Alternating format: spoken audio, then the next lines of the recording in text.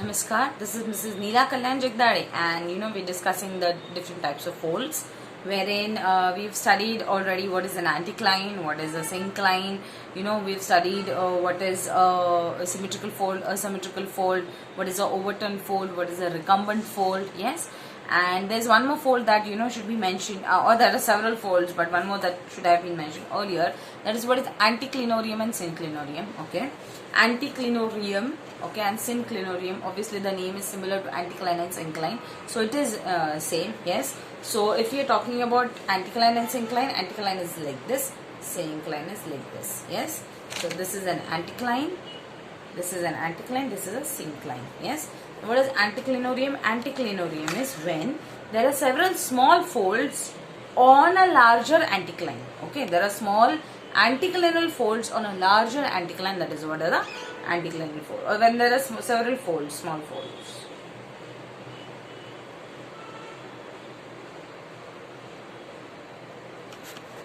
You see this? I'll also write at the same time clinorium and synclinorium. Okay, see, this is an anticline. Yes, anticlinorium is when there are several small folds here, several small folds on a larger anticline. This is a regional scale. Regional scale is several kilometers, thousands of kilometers, on a thousand kilometer scale I am talking. Okay, square kilometer scale. You have a larger fold, and on that larger fold you will have smaller folds. That is what is an anticlinorium. In case of a larger anticline having smaller anticlines all over it, that is an anticlinorium. And in case of regional larger scale of a syncline having smaller folds over it, it is known as a synclinorium. Okay. Then if we are talking about even more different types of folds, yes, if we are talking about even more different types of folds, there is one more, that is isoclinal fold. Yes, in Greek, iso means what? It is same. We say na iso, isoclinal triangle also we used to have, right? So what we are talking about is we have isoclinal fold where the angles dipping are same, and also what is happening is the dip angle of the limbs is just not the dip angle of the limbs. Yes, it is just not, this is the horizontal axis. Yes, this is the horizontal line. With respect to the horizontal, just not the dip angle on both the sides is same, but also the dip direction is same, meaning both the limbs are dipping in the same direction. Towards my left it is east, so here both the limbs are dipping towards east, and the angle of both the limbs is, like for example, this is 45 degrees from here and 45 degrees from here. So from both the sides the angle of dip is also equal, theta is also same, and the dip direction is also same. That is what is a isoclinal fold. Yes, so here again what we have, there are three different types: vertical isoclinal fold, inclined isoclinal fold, and horizontal isoclinal fold. Yes, so in vertical isoclinal fold, axial plane is necessarily vertical. Yes, that is what is a vertical isoclinal fold. Inclined isoclinal fold, axial plane is inclined. And in case of horizontal isoclinal fold, the axial plane is horizontal. Yes, horizontal. And here it is inclined, and here it is vertical. Vertical axial plane in case of vertical isoclinal fold, inclined axial plane in case of inclined isoclinal fold, and horizontal isoclinal fold in case axial plane in case of horizontal isoclinal fold. Now understand one thing here. If you are noticing properly, the vertical isoclinal fold here is similar to which kind of fold that we've studied earlier? Symmetrical fold. Correct. Yes, it is similar to symmetrical fold. Here what is happening? Inclined isoclinal fold is similar to what?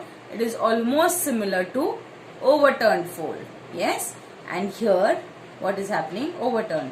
But only thing is, not necessarily in overturned both the angles theta 1 and theta 2 are same. No, but in case of inclined isoclinal fold, both these angles theta 1 and theta 2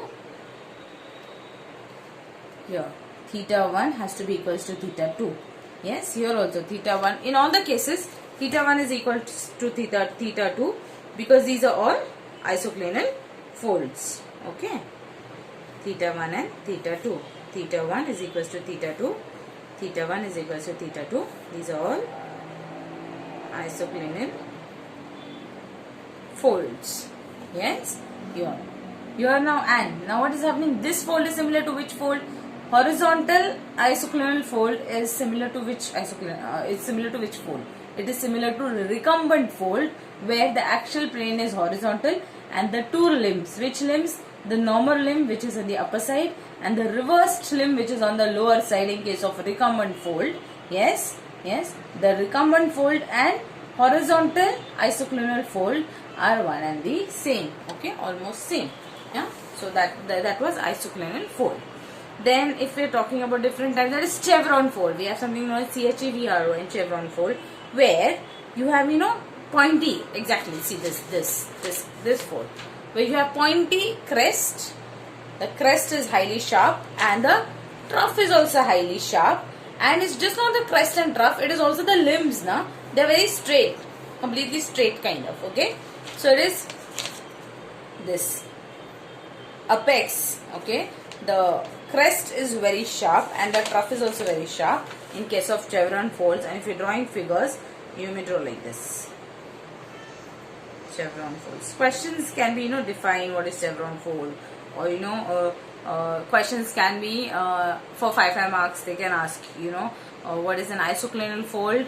In that you have to mention all the three. Okay, horizontal, inclined, and the vertical, inclined, and horizontal as well. And again, they may, but that's just not for only isoclinal, may not come for 5 marks.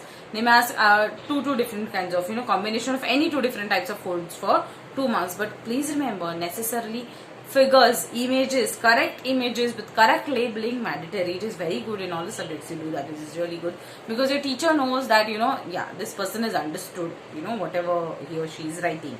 So if figures are drawn, the teacher is clear, okay, the person has understood the concepts. Okay, fine. So coming back here again, yeah. So if you're talking about chevron fold, it is like this, these folds.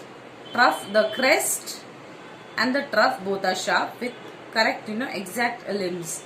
Okay, the limbs are not at all curved. So that is what is chevron fold. Then if we are talking about even more, there's something known as monocline. Yes, and homocline also there is. Now I'll tell you how I remember monocline. You all of us have studied science, and we know what is monocotyledon and dicotyledon, right? So monocotyledon is something that is seeds that we are talking about. Just one part in the seed, that is what is monocotyledon is. Yes, and whenever we are talking about fold, generally what is it? We are talking about two limbs which are dipping. Okay, two dips we are talking about. But here in case of monocline fold, what is happening is you have a gentle bed. It's like you have a gentle bed, and then suddenly there is a steep slope, and then there is another gentle bed. Okay, you getting me? This is gentle bed, just one sudden dip. Okay, steeper dip and another gentle bed. This is what is a monoclinal fold. Okay, and I understand this is how in what way. I understand this is this in a way that it is known as monocline because there is just one inclination, or this just one bed, or just one strata, only on one side it is inclined, and that is why it is known as monocline. This is how I remember it as. Okay, then, or this is how it is understood. Yes, then we have something known as homocline. Yes, in homocline, what is it? Homocline is nothing but several beds together. Okay, several beds together dipping in the same direction with the same angle. Homo is, we say, homogeneous mixture, something that is mixed together in such a way that it all becomes one. Similarly, here it is like all many beds together arranged in such a way that they dip in one direction, yes, with the same angle.